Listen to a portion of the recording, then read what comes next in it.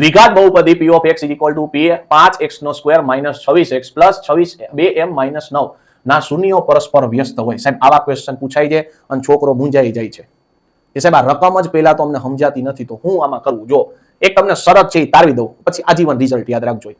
તમને કીધું છે બંનેના શૂન્ય પરસ્પર વ્યસ્ત છે, તો સાહેબ દ્વિઘાત બહુપદી હોય એના શૂન્ય કેટલા હોય? એક આલ્ફા હોય અને એક બીટા હોય.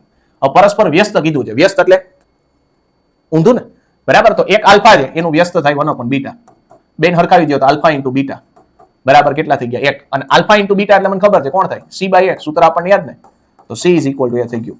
હવે આવા પ્રકારના તમને દાખલા પૂછાય તો તમારે આજીવન આ શરત યાદ રાખી લેવાની, બરાબર છે? પરસ્પર વ્યસ્ત કીધું હોય તેની શરત શું થાય? a અને c હરખા થાય.